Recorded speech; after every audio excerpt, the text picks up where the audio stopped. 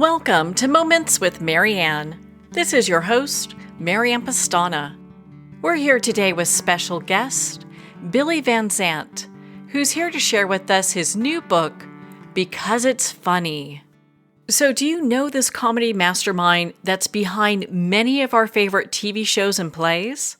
So Billy Van Zandt is one of the most widely produced playwrights in the world, celebrated for his contributions to comedy theater.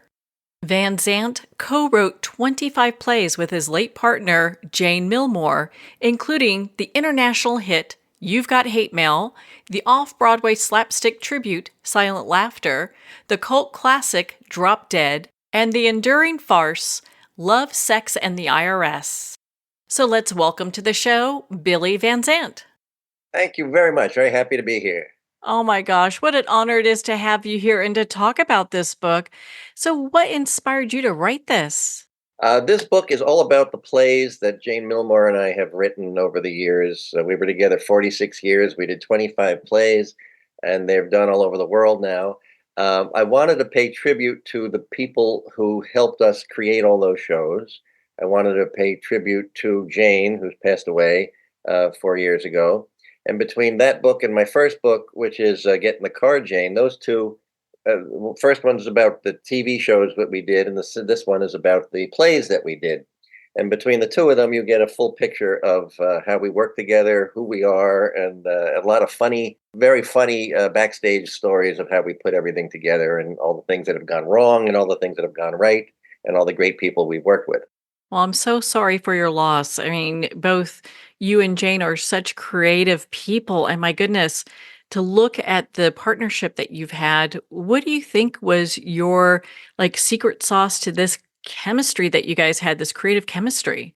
We came from two different directions. I was very much into the broad physical comedy.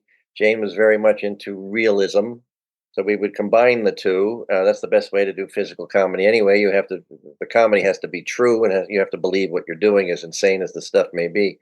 So it was a good marriage that way. We started out as boyfriend girlfriend, and after 13 years of breaking up and getting back together, and breaking up and getting back together, we finally, married other people, and we stayed best friends.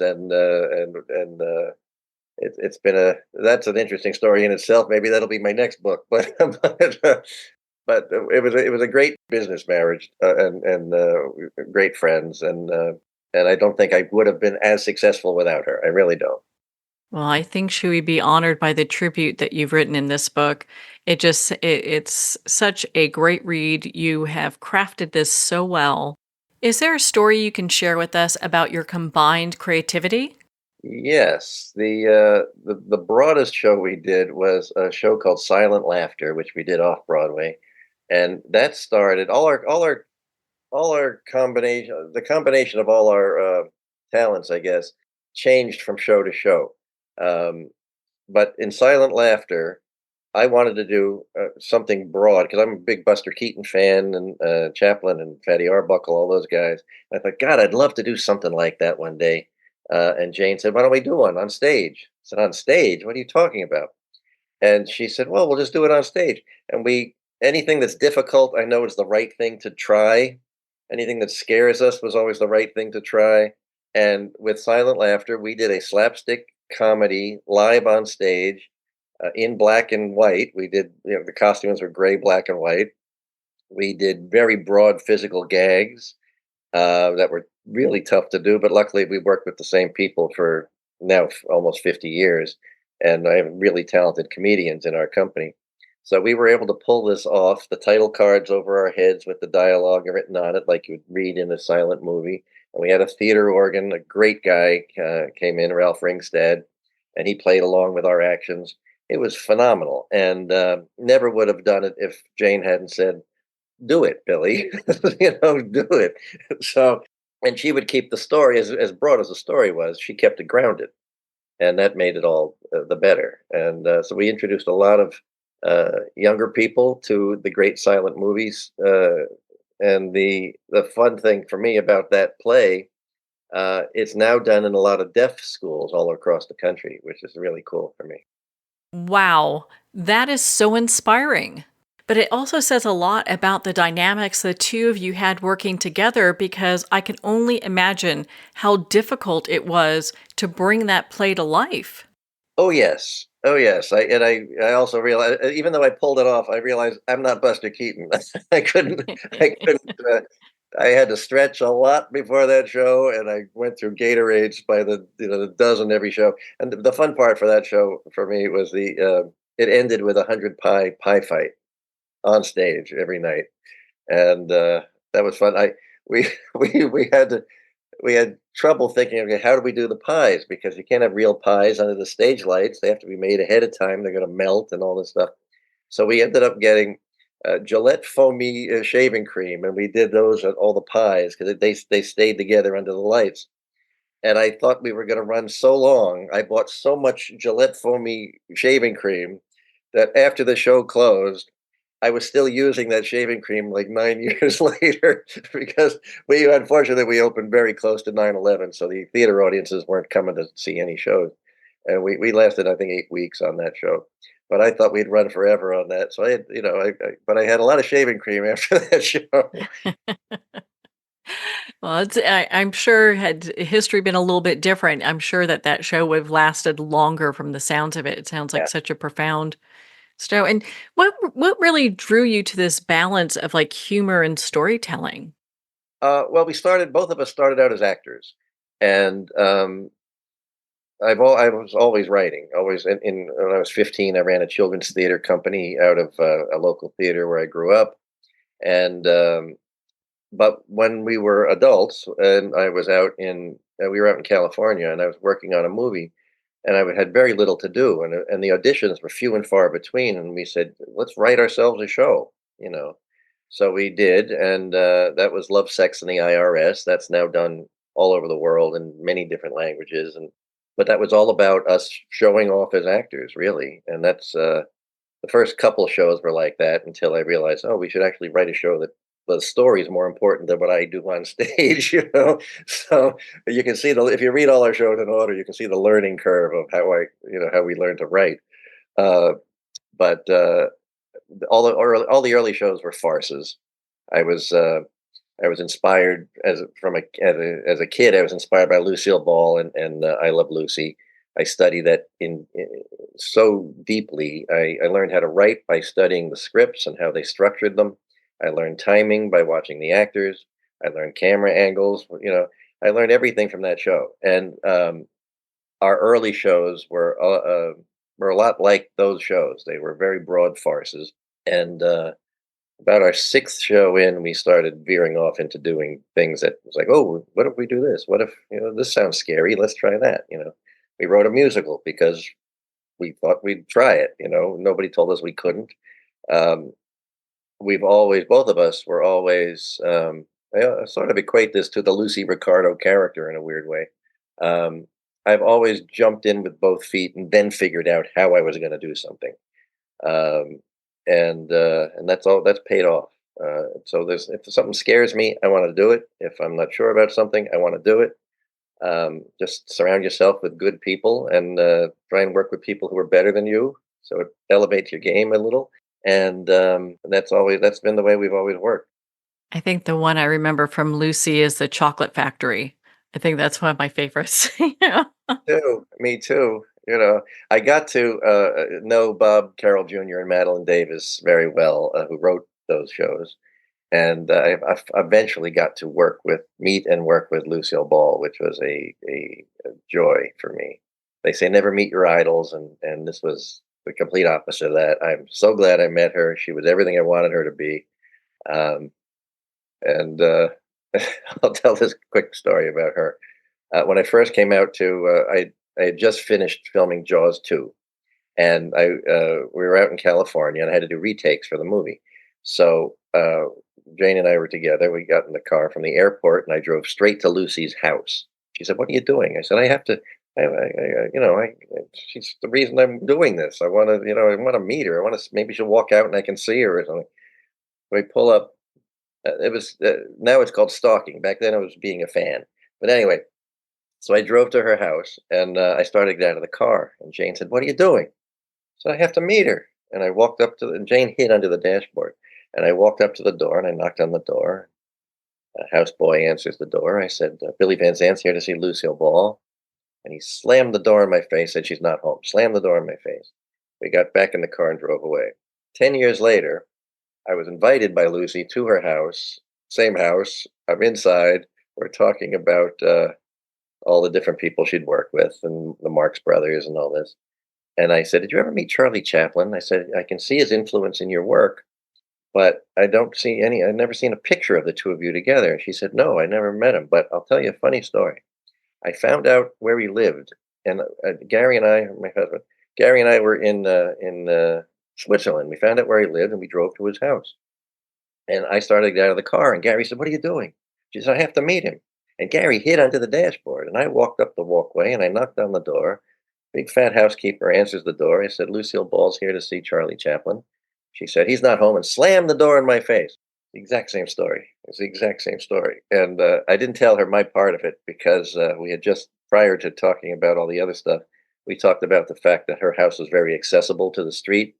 And what happens if a fan, comes up and they said, "Oh, with the press of the button, bars will come down over the windows." I thought, well, I can't tell her my story now, or they're going to call the police and kick me out of here. So I never told her. I never told her, but she was great. I really, everything about that whole time was great for me. It sounds like she would have really understood, though. I mean, I to think so. have the exact same thing happen, how cool is that? Yeah, it was pretty fun. So, I mean, you've done, theater and television and you've also done musicals. So, how is the writing different for all of these? Well, the in the theater, someone must explain once explained this to me when I started writing for TV. A man named Sam Bobrick, who'd written a bunch of Broadway shows, he sat me down. He said, "You're a playwright, right?" And I said, "Yeah." He said, "Well, let me explain the difference between TV and theater. In the theater, you're the top of the pyramid, and everybody working on the show is working to please your vision of the show." He said, "Now you're in television. See the pyramid? You're the blueprint at the bottom, and everybody's going to do what they want with your stuff, and you're not going to have any say about it. They're just going to tell you how you did it wrong the entire time you're doing it." It's like, "Oh, okay, I get it." And it took me a while to adjust. First of all, writing for plays and then going to write a 22 episode sitcom, that was nothing for us. We wrote fast anyway. That part was easy. The hard part for me was having people change my work. I've often told this, and it's true. One of the first scripts we wrote, I had some character came into our script and said hi, and the executive producers changed it to hello, and it was like, what? Why is that better? I don't understand why that's better. And somebody explained to me that when you're on a writing staff, your job is to imitate the writing of the executive producer, so every script sounds like it's coming from the same voice. And it took me a while to get that. And when you're in charge of your own show, then everybody has to write to make it sound like your voice. That's the trade-off. But it was frustrating for me the first couple of years, ever watching everybody dissect everybody's scripts, and it's like, "Oh, ours was better if you left that. It would have been better if," that kind of thing drove me crazy. But back in the theater, nobody tells us what to do. We produced our own shows. I directed them. So, the only people that told us what to change were the audience. We'd rehearse and change things in rehearsal, but really the only real person I listened to was an audience. And if something's not working, you hear it and you fix it. And our shows were never set. To this day, if I ever do one of our shows, I'm always rewriting them just to try and make them better. I've never written anything where I went, "It's perfect, we're done." Um, and I still hear I hear Jane's not with me anymore, but I still hear her all the time saying, "That's not funny. Change that. That one's good." I can. So we're still working together, even though she's not here. Well, on that note, we're going to pause here for a quick break. We've been speaking with Billy Van Zandt in regards to his new book, Because It's Funny. You've been listening to Moments with Mary Ann. We'll be right back after these messages from our sponsors. Are you an author, speaker, or expert who is looking for more publicity? Visit radioguestlist.com and sign up for free interview requests from shows looking for guests. Radio Guest List is the #1 free booking resource for radio, podcasts, and TV talk shows who are looking for experts like you right now. Visit radioguestlist.com and sign up today to get the visibility you deserve. There comes a moment when you realize you're somewhere special. When you discover that each beautiful creature that you see has been rescued from a life of absolute horror and brought to this incredibly free place. Here's where their lives were forever changed and where yours will as well. Discover over 500 tigers, bears, and lions at the brand new visitor center at the Wild Animal Sanctuary just outside Denver. For more information, visit wildanimalsanctuary.org. Discover true freedom at the Wild Animal Sanctuary.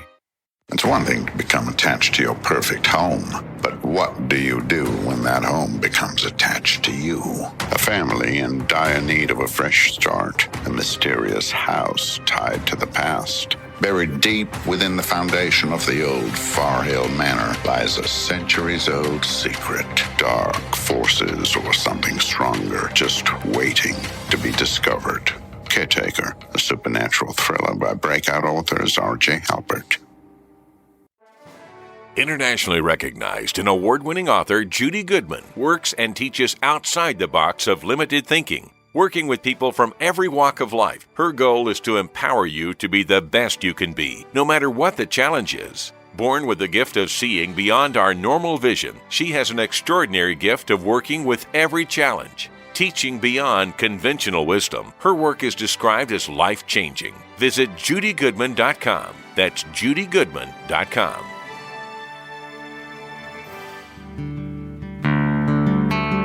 I'd like to thank Jason Eastwood at Guitarfulness for sharing his inspiring music and talent with us. His music is known worldwide for cultivating atmospheres of harmony, inner peace, and clarity.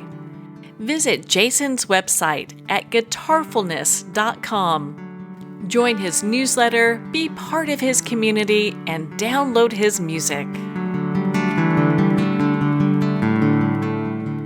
Welcome back to Moments with Mary Ann. We're here today with Emmy-nominated writer and producer Billy Van Zandt, who's here sharing with us his new book, Because It's Funny. You've worked with so many just phenomenal actors and comedians. Have they influenced any of the plays that you've written? Yes. Producing the plays came about. The first few shows were done in a dinner theater. So it was Kathy Reed and Dennis Lynch ran a very successful dinner theater in New Jersey. This was at the height of dinner theater, where any restaurant that had 3 feet of space, a stage would go in and you do a show there. But and I also say if it was a show where they were all sex comedies, if somebody ended up in boxer shorts or a corset, we did that show somewhere. And I collected people along the way, because people I like working with. I've done this through my whole career. For somebody that I like working with, I want to use them again and again and again. Why, life's too short. I want to have a good time. A lot of times when we would write, I'd always, and I still do this, I write for specific people, whether they end up in the roles or not. I want to hear, every character should have its own voice. So if I write this role for Tom, I wrote that role for Glenn, and I can hear them doing it even though they haven't done it yet. And it makes the writing much better. As far as producing, the first time I produced on my own was we had done the show called Drop Dead, which is a very successful cult kind of show all over the world now. And we had done our first production of it, and a guy came up to me out of the audience and said, "Is this going to New York? Because if it is, I'm going to write you a big fat check. I want to be part of this." And I hadn't thought of that, but I immediately said, "Of course it's going to New York, and I'll be happy to take your check." And I started going around raising money, and I went to my parents' friends and anybody I could get my hands on. And within 3 weeks, I look back on this and I'm very impressed with myself that I did this. But back then I was fearless, I guess. And in 3 weeks, I raised enough money to do an off-Broadway show. And we went up to New York with our cast from Drop Dead, and we did a 6-week show. And it was only 6 weeks long because that's the length of the shows we had been doing in the dinner theater and stuff. And at the end of the 6 weeks, and we got great reviews, all that sort of thing. And at the end of the 6 weeks, I gave all the investors back their money, and we all went home. It never dawned on me we could have kept running the show. So, so that was my first bit of producing. And after that, I knew how to produce. I knew how to raise money, and anytime we needed it, that's what we did. And I also stupidly wrote a lot of checks too. I always invest in my own shows, even if it's a little bit. So I don't feel comfortable taking your money if I'm not putting my money in it too. Um, there are times I've written the entire check, which was, when I was doing TV and you're making TV money, you don't think about that. Now I think about that. I'm not doing TV right now. Producing in the theater helped me produce in TV because everything you got to think fast. Writing for the theater and especially the children's theater and the farces, the paces are fast, but you're also writing them fast, and time is a problem all the time in television. So I was able to do that easier by doing all the things I'd done in the theater too. So I'd be remiss if we didn't talk about this typewriter that you smuggled into a movie set. I'd love to hear about that. I was in the first Star Trek movie. Robert Wise had directed it, and he cast me. And it was the first time the guys from the TV show were getting together again to make a movie. And Leonard Nimoy Spock was not going to do the film. I think he was holding it up for more money, but at the time they said he's not going to do the film. And I was the other alien on the bridge, and I had this big bumped head, and I had yellow contact lenses, and it was a big pain in the neck, makeup wise, maybe 2 hours a day, because of the secrecy of the film. They didn't want anybody to know anything about it. So I was trapped in my dressing room. I couldn't go to the commissary to have lunch. I had to stay in my dressing room so nobody could see my makeup. I don't think it was legal, but that's what they asked me to do. So I did it. And I called up Jane. I said, I'm bored out of my mind here. It's like I'm in my dressing room, or when I'm filming, but most of the time I'm just sitting here. I said, bring my typewriter, before computers. Bring my typewriter. She brought it in, and we wrote Love, Sex, and the IRS in the dressing room on my typewriter with alien makeup on. That's how I did that. And while she was there, I said, "This is ridiculous. I'm going to sneak you onto the set. Come on, I'll sneak you onto the set. You can watch us film something. Stand in the back here behind these lamps, and nobody can see you. Just hide here, and you can see through the thing, and you can see us." So I brought her in, did that, and as we started to shoot a scene, William Shatner goes, "Cut! Wait a minute. There's somebody back there." I thought, "Oh God, I'm going to get fired." And he said, "You can't see from back there. Somebody get this girl a chair." And they put the chair right next to the camera, and Jane sat there, and we shot our scene. So I've always loved him just for that. And but between filming and in the dressing room, that's where we wrote our first play.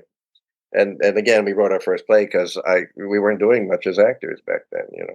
Oh my gosh, that is hysterical. I love that. I absolutely love that.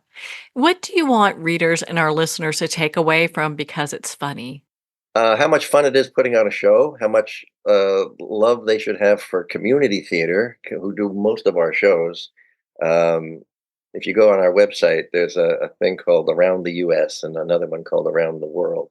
And if you click on it, you get a map of the world or a map of the United States. And little red flags start to pop up on all the cities that have done our shows. And you'll see that it's an entirely red United States of America. Everybody has done our shows, and around the world, there's a lot of spots too. To the point, which I'm very proud of, we broke the app. So the cities that pop up are only from 1979 to 2014, and then we broke the app. We can't get any more data in there. We've talked to the guy who created it, and he's like, no one's ever put this much data in here before. But so anyway, but you can see that it's kind of fun to do. But what I want them to take away is, if you're a theater, every chapter is a different play broken down. You can see, oh, this would be good for my theater. That would be fun to do. But yeah, I want you to see how much fun we have. I want you to see how serious we take comedy, because a lot of people think anybody can do it, and you really can't. I think you're born with it. You hear it. It's a musical. Comedy has a rhythm to it, and I think there may be some pointers along the way of how to do farce, which would be great. And I really want them to take away the company of people we've worked with through the years, and I hope they honor them in their own way just from reading the thing. Um, and I also want them to take away knowing Jane, because I think between the two books you get a really good picture of her. Well, and let's talk about the first book, Get in the Car, Jane. Yeah, So, what is that book about?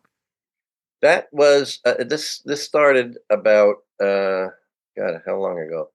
I was writing. My kids weren't sure. They knew the plays because they would come to rehearsals and they understood theater, but they had no idea what I did at a soundstage. And whenever I would do a TV show, so I wrote a little essay about Suddenly Susan, the Brooke Shields show, and I broke down how we put it together and all that. And I thought, well, this is kind of fun. And I found that I had taken journals. I had written journals on every single TV show I had worked on. Never did that before, and I never did it after, and never about anything else. But the TV shows were so chaotic and stuff. At the end of the day, I'd write something down just so I could remember it. And I went through all these journals and decided this is a book. And I put together. You learn what an executive producer or showrunner does. You learn the job as I learned it because the first show we did was Newhart, and I was a staff writer on that. And what I learned about that show. You also hear backstage stories, a lot of celebrity gossip in that first book, and it really turned out to be fun. I was number one on Amazon. It's filled with a bunch of crazy stories of how you get a TV show on the air, how you work with a studio, how you work with the network, how you work with some divas that you wish you didn't work with, that kind of thing, and how you do your job. And it's I think anybody, you don't have to be TV related or theater related to like that book, because everybody at some point has been frustrated at their job because of extenuating circumstances.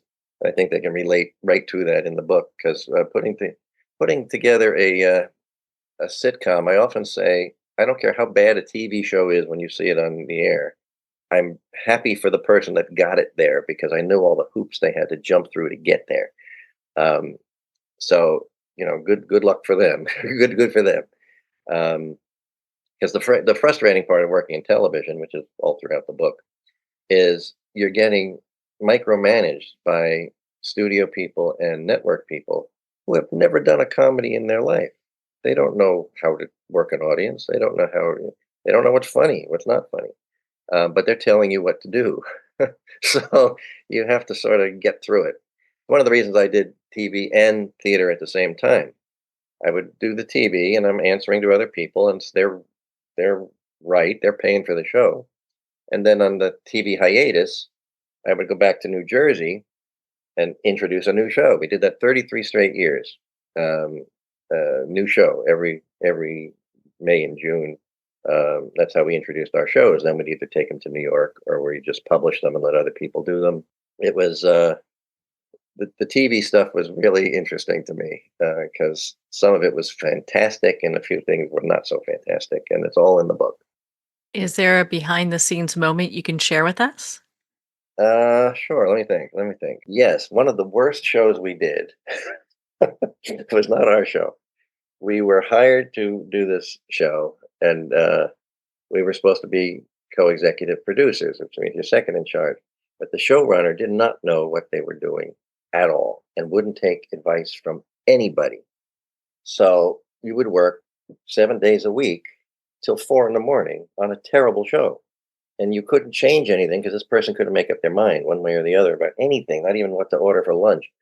So I one night at 3:30 in the morning, I'm staring out the window, and a writer next to me says, "Billy, what are you thinking?" He said, "I'm thinking I wish a car would drive through the window and kill me." And he paused for a minute and he went, "I'll get my car if you promise I die too." So we we immediately bonded there. We immediately bonded and friends for life after that. But I'll tell one story that I really love. I did Bless This House with Andrew Dice Clay and Kathy Moriarty. I love Kathy very much. Um, Andrew was fun in his own way, but he was a lot. And every week he would by Thursday, we start on Monday, we'd shoot on Friday, but every Thursday he'd cause some sort of commotion on the set.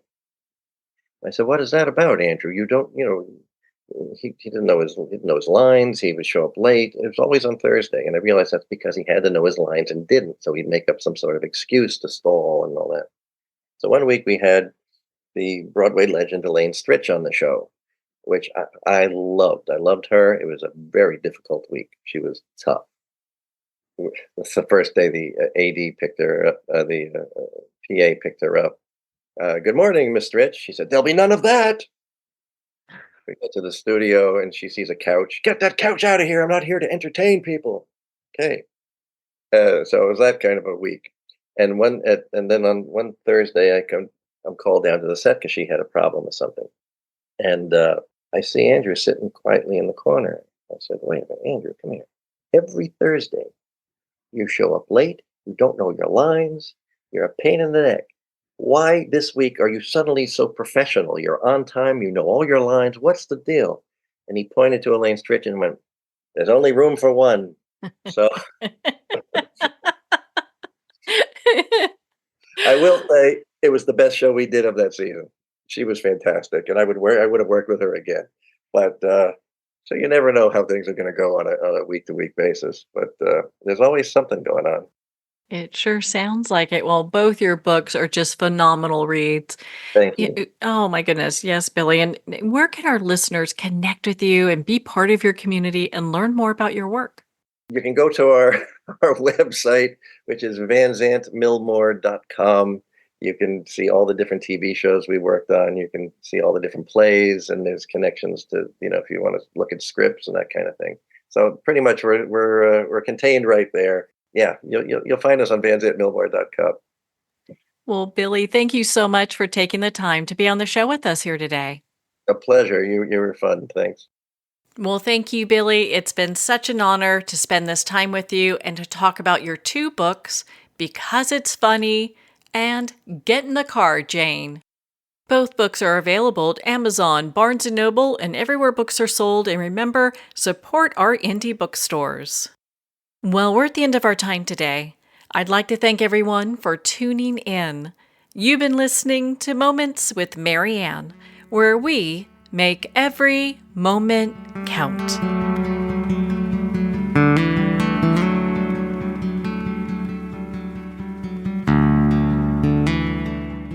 In a single moment, your life can change. Moments with Mary Ann is a transformative hour that covers an endless array of topics with the best of the best. Her guests are leaders in their fields, ranging from inspirational authors, top industry leaders, and business and spiritual entrepreneurs. Each guest is gifted and a true visionary, a recognized leader in her own work, and while teaching others to develop, refocus, and grow, Mary Ann will bring the best guest and sometimes a special surprise. Don't miss this. You never know just which moment will change your life forever.